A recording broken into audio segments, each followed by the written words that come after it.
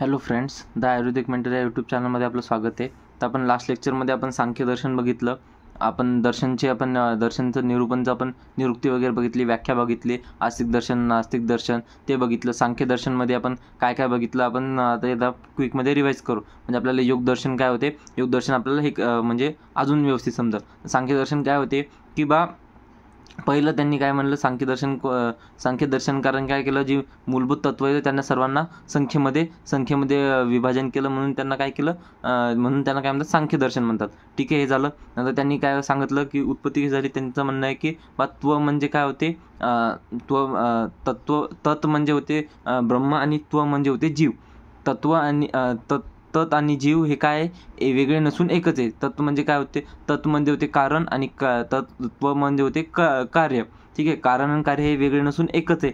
आणि हे जर का आपण मानलं नाही तर आपल्याला त्रिविध दुःख भोगावे लागतात, हे सांगितलं त्यांनी. नंतर त्रिविध दुःखामध्ये काय म्हणलं त्यांनी की त्रिविध दुःख भोगावे लागतात, पण जर का त्रिविध दुःख भोगावे लागतात. आणि त्यांनी नंतर काय सांगितलं की जे हे येतं प्रकृती आणि पुरुष आहे, हे त्यांनी मूलभूत दोन तत्व मानली, तर त्यांना काय म्हणतात, यांनाच काय म्हणतात, सांख्याचा द्वैतवाद म्हणतात. ठीक आहे, नंतर आपण त्याचं हे बघितलं होतं की त्रिविध दुःखे कोणते कोणते येतं. त्रिविध दुःखे तर आपण बघितली, हे मानल्यावर नाही तर त्रिविध दुःखे कोणती येतं, आधी भौतिक, आधी दैविक आणि आध्यात्मिक. ठीक आहे, आधी भौतिक आपण पाहिलं की भौतिक तत्वापासून म्हणजे आपल्या शत्रू वगैरे, आपण चोरी वगैरे हे होतात, ह्या गोष्टी सर्व कशा येतात, आपल्या आधी भौतिकमध्ये येतात. नंतर ते आपण आधिदैविकमध्ये काय ते महाभूतांपासून जे दैविक आज्ञापासून जे प्रॉब्लेम होतात त्यांना काय म्हणतात. मग त्यामध्ये काय काय बघितलं आपण, त्यामध्ये आपलं ते ढगफुटी किंवा अतिवृष्टी, पाऊस, भूकंप वगैरे हे सर्व कशात येतात, तिच्यात येतात. ते व्यवस्थित वाचून घे जा.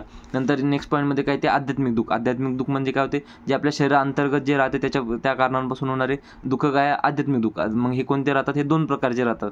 एक तर शारीरिक राहू शकतात किंवा मानसिक राहू शकतात. शारीरिकमध्ये काय आहे, शारीरिकमध्ये ते एक तर शारीरिकमध्ये याच्यापासून होतात, कशामुळे होतात, वातादी दोषाच्या प्रकोपामुळे होतात. नंतर जे मानसिक दुःख आहेत ते कशामुळे होतात, रज आणि तमाच्या दोष जर का वाढले तर त्याच्यामुळे काय होते, त्याच्या प्रामुख्याने काय होतात, मानसिक दुःखे निर्माण होतात. आता ही दुःखी निर्माण तर झाली, ही त्रिविध दुःखी निर्माण झाली, हे सांख्याने सांगितलं त्रिविध दुःखे होतात. त्रिविध दुःख निराकरणासाठी त्यांनी 25 तत्वे सांगितली. 25 तत्वेमध्ये त्यांनी काय सांगितलं, त्या 25 तत्व त्यांनी 4मध्ये डिवाईड केलं. त्यांनी सांगितलं केवल प्रकृती, नंतर केवळ प्रकृतीमध्ये फक्त प्रकृती, त्याला अव्यक्त पण म्हणतात. ठीक आहे, अव्यक्त तत्व म्हणतात. नंतर मानलं त्यांनी प्रकृती विकृतीमध्ये त्यांनी हे मांडलं नंतर त्यांनी प्रकृती विकृतीमध्ये त्यांनी महत मांडला, अहंकार मांडला, महत अहंकार आणि पंचतन्मात्रा. महत अहंकार पंचतन्मात्रा हे मिळून किती झाले, 7 झाले. नंतर पंचतन्मात्रा म्हणजे काय, ते शब्द, स्पर्श, रूप, रसगंध. नंतर महत तत्वापासून काय होते, अव्यक्तापासून महत तत्व निर्माण होते. नंतर महत तत्व काय होते, अहंकाराला उत्पन्न करते. नंतर विकारमध्ये काय मानलं होतं, विकार होते, एकादश विकार होते.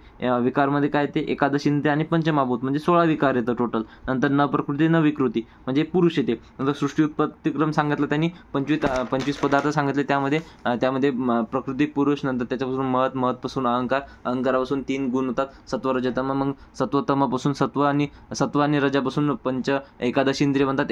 एकादश इंद्रियामध्ये काय ते पंचज्ञानेंद्रिय, पंचकर्मेंद्रिय आणि उभयात्मक मन. आणि इकडं रज आणि तमापासून काय म्हणते, पंचतन्मात्रा बनतात. पंचतन्मात्रापासून पंचमहाभूत बनतात. ठीक आहे, तर हे आपण बघितलं सर्व. आता इथे योगदर्शन काय आहे, योगदर्शन काय आहे, योगदर्शनला काय म्हणतात आपण, याचं दुसरं नाव काय, ईश्वर सांख्य. आणि जे सांख्यदर्शन त्याला आपण काय म्हणतो, निरीश्वर सांख्य. तर सांख्यांनी ईश्वर आणि पुरुष एकच मानलेलं आहे. यांनी योगदर्शनकारांनी काय म्हटलं, यांनी द्वैतवाद दोघांनी म्हटला की जे हे येतं प्रकृती पुरुष येतं, ते मूल महाभूत येतं, मूलभूत तत्व. तर हे सांख्यांनी योगदर्शनकारांनी दोघांनी द्वैतवाद मांडला. पण योगदर्शनकारांनी काय सांगितलं, सृष्टी उत्पत्तीमध्ये हे सांख्योक्त 25 तत्वे तर मानलीच, जशी तशी मानून 26वे तत्व त्यांनी काय मानले, ईश्वर मानले. तर म्हणून सांख्यानुसार काय, तत्, ब्रह्म व त्व म्हणजे जीव हे एकच मानले. म्हणूनच योगदर्शनकाराला सांख्यदर्शनाचे पूरक दर्शन म्हणतात. म्हणून योगदर्शन काय करते, सांख्यदर्शनाला पूर्ण करते, त्यामुळे योगदर्शनाला सईश्वर सांख्य म्हणतात. ठीक आहे, तेच मी जे आता तुम्हाला सांगितलं. तर निरुक्ती काय, योग हा शब्द युजीर योगे धातूपासून बनला आहे, याचा अर्थ जोडणे असा होते. कशापासून बनला, युजीर योगे धातूपासून, युजीर योगे धातूपासून शब्द बनला आहे. नंतर व्याख्या काय, योग चित्त वृत्ती निरोध, तुम्ही पाठ करू शकता, इझी आहे. योग चित्त वृत्ती निरोध नाही केली तरी चालते. काय म्हणतात, व्याख्या काय, पतंजलींनी योग सूत्रात चित्तातील वृत्तीचा निरोध करणे असा केला आहे. त्यांनी काय सांगितलेलं आहे, पतंजलींनी योग सूत्रामध्ये सांगितलं आहे की चित्तातील वृत्तीचा, जी मनाची वृत्ती राहते तिचा निरोध करणे, त्याचा निरोध करणे, त्याचा म्हणजे हे करणे, त्याचा निरोध करणे, हे कशा सांगितलेले, हे कोण सांगितले, पतंजलीने सांगितलेले. नंतर इथे अष्टांग योग, त्यांनी अष्टांग योग सांगितले. कोण सांगितले, कोण सांगितले, योगदर्शनकारांनी. योगदर्शनकार म्हणजे पतंजली ऋषींनी. आता हे डिफरन्स लक्षात ठेवायचा. त्यांनी काय सांगितलं, सांख्यकारांनी काय सांगितलं, सांख्यकारांनी सांगितलं हे त्रिविध दुःखे सांगितली. यांनी काय सांगितलं, यांनी अष्टांग योग सांगितला. अष्टांग योगमध्ये काय ते यम नियम आसन प्राणायाम प्रत्याहार धारणा ध्यान आणि समाधी. हे अष्टांग योगवर आपल्याला SQ पण विचारू शकतात सेपरेट अष्टांग योगमधून, आणि किंवा पूर्ण योगदर्शन पण विचारू शकतात. तर महत्त्वाचं आहे. ठीक आहे, तर अष्टांग योग काय, यम काय, यमचा अर्थ संयम असा होतो. यमचा अर्थ काय होतो, संयम असा होतो. मनाला सबल बनवण्याचे हे प्रमुख साधन असते. मनाला सबल बनवण्याचे प्रमुख कारण काय आहे, यम. नंतर काय करू नये याबद्दल वर्णन आलेले. यामध्ये कशाचं वर्णन आलेले की काय करू नये. मग यामध्ये त्यांनी याचे 5 प्रकार सांगितलेले. काय, अहिंसा, सत्य, अस्तेय, ब्रह्मचर्य, अपरिग्रह असे यमचे पालन 5 सांगितलेले आहेत. आता हे सेम जर का तुम्ही जर का समजा बौद्ध दर्शनमध्ये बघितलं तर बौद्ध दर्शनमध्ये पण हेच मानलेलं. त्यांनी ते आपले जर का ज्यांना विपश्यना वगैरेचं थोडी माहिती असेल तर तिथं हे मानल्या जातात, तिथं हे सर्व गोष्टी तिथं पण पाळल्या जातात तिथं. ठीक आहे, त्यांचे जे 5 नियम असतात ना, तर ते सर्व आपल्या योगदर्शनमध्ये पण आलेले आहेत. ठीक आहे, म्हणून काय होते, यमचा अर्थ संयम असा होतो, मनाला सबल बनण्याचे प्रमुख कारण आहे. याचे काय, अहिंसा म्हणजे अहिंसा करायची नाही, हिंसा करायची नाही. सत्य म्हणजे नेहमी खरे बोलायचे. अस्तेय म्हणजे खोटे बोलायचे नाही. अस्तेय म्हणजे चोरी करायची नाही. ब्रह्मचर्य म्हणजे ब्रह्मचर्याचे पालन करायचे. अपरिग्रह म्हणजे हे करायचं नाही. नंतर असे 5 प्रकार सांगितलेले आहेत. नियम काय, नियम म्हणजे काय करावे हे भावात्मक सांगणारे. नियमाचा अर्थ सदाचाराचे पालन करणे होय. म्हणजे याचं काय होते, सदाचाराचे नियम म्हणजे काय, सर्व नियम पाळायचे, सदाचाराचा पालन करायचा. हे कशात सांगितलेले, हे सांगितलेले आपल्याला नियममध्ये. नियम म्हणजे काय, काय करावे हे भावात्मक सांगणारे आहे.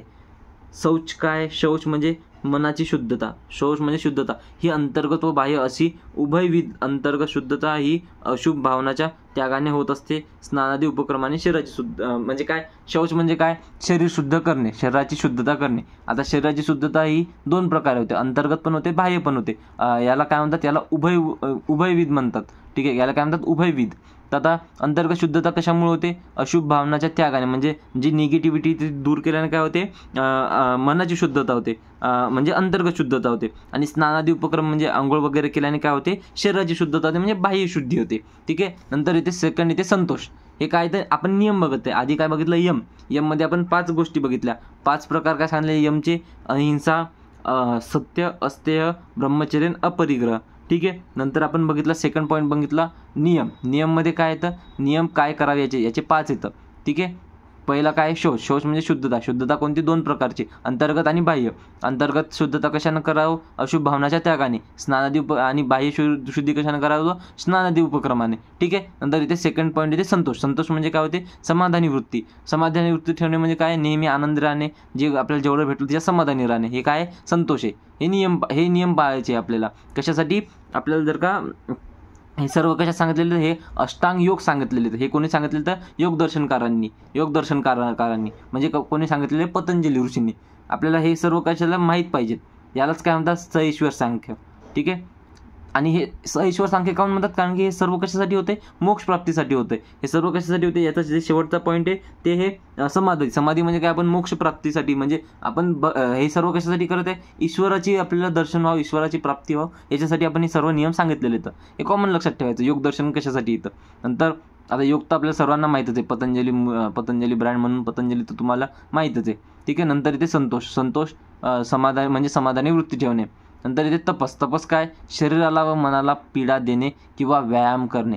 तपस म्हणजे काय, तप करणे. आपण जेव्हा आपण माहिती तप करतो, तर तपमध्ये काय होते, एक तर आपण नाही का मनाला शरीराला पीडा करतो. आपण वेगवेगळ्या आसनमध्ये बसतो तप करताना. तर तुम्ही माहीत असते एका पायावर उभं राहतात. तपमध्ये वेगवेगळे हे करतात. याच्यात काय करतो आपण, शरीराला मनाला पीडा देतो किंवा व्यायाम करतो. हे शरीराचे व्यायाम राहतं. तसं स्वाध्याय काय, आध्यात्मिक विषयांचा अभ्यास करणे. आध्यात्मिक विषय म्हणजे आपले जे ग्रंथ राहतात, हे सर्व गोष्टी राहतात, त्याचे काय करणे, त्याचा अभ्यास करणे. ईश्वर प्रणिधान म्हणजे काय, ईश्वराला शरण जाणे. आपलं जे पण आहे ते सर्व ईश्वराच्या प्रती समर्पित करणे. हे 5 गोष्टी कशा सांगितलेल्या, नियममध्ये सांगितलेल्या आहेत. काय, शौच, संतोष, तपस, स्वाध्याय आणि ईश्वर प्रणिधान. काय, शौच, संतोष, तपस, स्वाध्याय आणि ईश्वर प्रणिधान.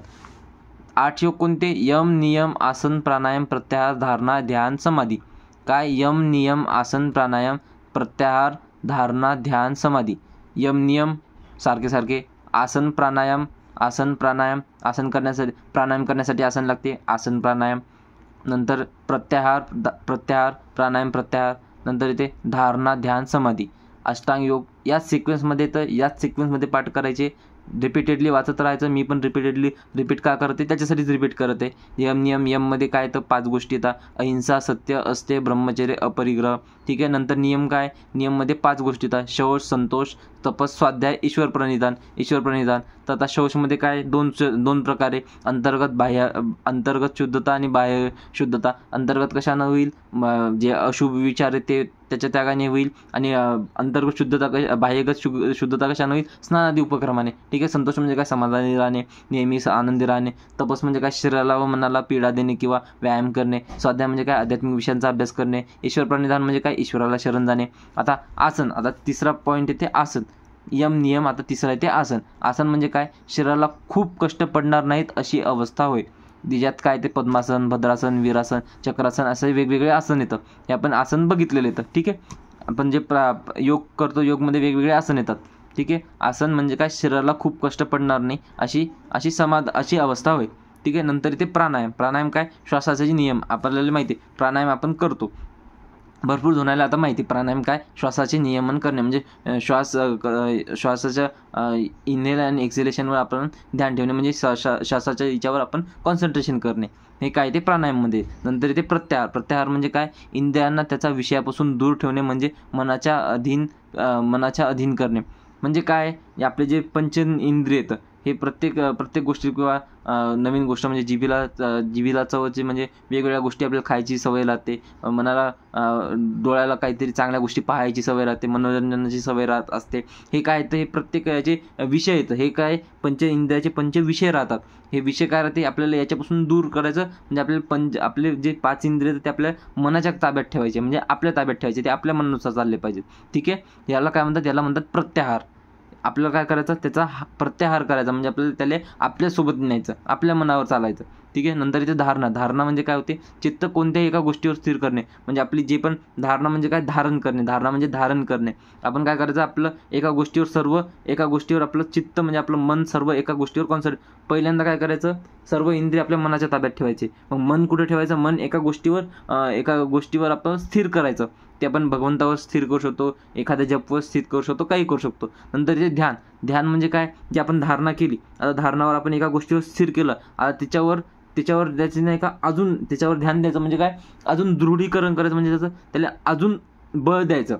म्हणजे ध्यान करत येतं. आता ध्यान म्हणजे कंटिन्युएशनमध्ये ठेवायचं. आता तुम्ही एका जागेवर ध्यान आणलं, ठीक आहे. आता ते ध्यान कॉन्सन्ट्रेट ठेवायचं. तुम्ही किती वेळ ठेवू शकता. जसं आपण मन जर आपण ऑब्झर्व केलं, डोळे बंद करून आपण ऑब्झर्व केलं, तर मन आपलं वेगवेगळे विचार येतात. आपण एका गोष्टीवर कॉन्सन्ट्रेट केलं, तर मग एका गोष्टीवर काही वेळ कॉन्सन्ट्रेट केलं, मग आपण लगेच मन भरकटते, मग वापस तिच्यावर आणणे, मग वापस कॉन्सन्ट्रेट करणे. म्हणजे यानं काय होते, ध्यान करण्यानं काय होते, आपली जी धारणा आहे म्हणजे चित्त एका जागा स्थिर होणे, त्याचे दृढीकरण होते, म्हणजे त्याचं अजून त्याला बळ भेटते. ठीक आहे. नंतर जी शेवटची स्टेप होते, जेव्हा आपण धारणेमध्ये व्यवस्थित आपण ध्यानमध्ये खूप वर्ष राहिलो, खूप म्हणजे ध्यानमध्ये आपण प्रगत झालो, त्याच्या बाद नेक्स्ट स्टेप येते समाधी. काय होते, योगाचे शेवटचे अंक आहे म्हणजे समाधी होय. म्हणजे काय, मोक्ष किंवा कैवल्याचा अनुभव भेटणे. म्हणजे जे आपण ऋषीमुनी आपण बघतो की खूप वर्ष ध्यानमध्ये राहतात, ते ध्यानमध्ये राहतात. ठीक आहे. तर नंतर त्याची शेवटची अवस्था राहते समाधी. म्हणजे ते काय करतात, कैवल्याचा अनुभव म्हणजे समाधी होय. ठीक आहे. तर आता हे झाले अष्टांग योग. हे काय अष्टांग योग. अष्टांग योगमध्ये काय यम, नियम, आसन, प्राणायाम, प्रत्याहार, धारणा, ध्यान, समाधी. यममध्ये 5 गोष्टी सांगितलेल्या आहेत. अहिंसा, सत्य, अस्तेय, ब्रह्मचर्य, अपरिग्रह. नंतर नियम काय सांगितलेले, तर नियम सांगितलेले 5: शौच, संतोष, तपस, स्वाध्याय, ईश्वर प्राणिधान. शौचमध्ये 2: अंतर्गत, बाह्य अंतर्गत शुद्धता, शुद्धता आणि बाह्यगत शुद्धता. अंतर्गत कशाने करायचं, अशुभ भावनाच्या त्यागाने. बाह्य शुद्धता कशी करायची, स्नानादी उपक्रमाने. संतोष म्हणजे काय, समाधानी वृत्ती. तपस म्हणजे काय, शरीराला व मनाला पीडा देणे किंवा व्यायाम करणे. स्वाध्याय काय, आध्यात्मिक विषयाचा अभ्यास करणे. ईश्वर प्रणिधान काय म्हणजे ईश्वराला शरण जाणे.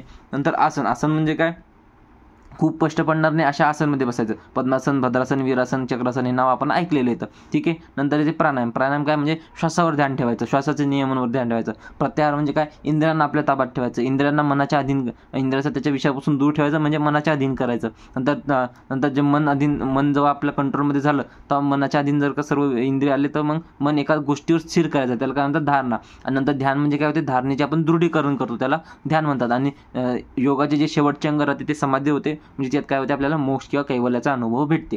प्रत्येक दर्शन करायचा एकच आहे की बा मोक्ष प्राप्ती करायचं. आपले जे चार पुरुषार्थ येतं, कोणते धर्म, अर्थ, काम, मोक्ष, तर ही मोक्ष प्राप्तीसाठी सर्व गोष्टी सांगितलेल्या आहेत. ठीक आहे. तर हे काय योग दर्शन कोणी मानलेले, पतंजली मुनीने. काय म्हणतात, सईश्वर सांख्य. ठीक आहे. हे काय करते, सांख्य दर्शनाला पूरक करणार आहे. ठीक आहे. आता हे सर्व झालं सांख्य आणि योग. मी सांख्य आणि योग तुम्हाला साईड बाय साईड करून सांगत आहे की सांख्य पण रिवाईज होते, हे पण रिवाईज होते. ठीक आहे. आता व्यवस्थित बघा. आता येते आयुर्वेदावर प्रभाव. आता योग दर्शनाचा आयुर्वेदावर काय इफेक्ट पडते, प्रत्येक गोष्टीचा आपल्याला आयुर्वेदावर प्रभाव माहीत पाहिजे. ठीक आहे. हाच प्रभाव सेम इक्वलीच प्रमाण कशावर राहणार आहे, सांख्याचा पण असंच राहणार आहे. हे पण टॉपिक तुम्ही ते लिहू शकता. ईश्वर तत्वाचा स्वीकार हा आयुर्वेदामध्ये केलेला आहे. ईश्वर तत्वाचा स्वीकार आयुर्वेदामध्ये केलेला आहे. यम नियमाचे आयुर्वेदाने सद्वृत्तात आपल्याला सद्वृत्त धर्माचरण आहे, त्यामध्ये आपण यम आणि नियमाचे आपण केलेलं आहे. आपण जे हे पाहिलं, अहिंसा, सत्य, अस्तेय, ब्रह्मचर्य, परिग्रह, शौच, संतोष, तपस, स्वाध्याय, ईश्वर प्रणिधान, हे सर्व आपण याच्यात पण मानलेले, कशात, आयुर्वेदात पण मानलेले आहे. नंतर आसनाच्या व्याधीमध्ये उपयोग केला जातो. विविध व्याधीमध्ये नाही का, चक्रासन, भद्रासन हे सर्व योगमध्ये सांगितले जाते. नंतर आपल्याला सेकंड इयरमध्ये चॅप्टर पण आहे, आपल्याला स्वस्थ आणि योग हे असं चॅप्टर मिळून आपल्याला एक हे पण आहे, सब्जेक्ट पण आहे आपल्याला. म्हणजे आपल्याला विचार करू शकतो की आपल्याला किती आपण योगदर्शन आपण मान्य केलेलं आहे, कशामध्ये, आयुर्वेदामध्ये.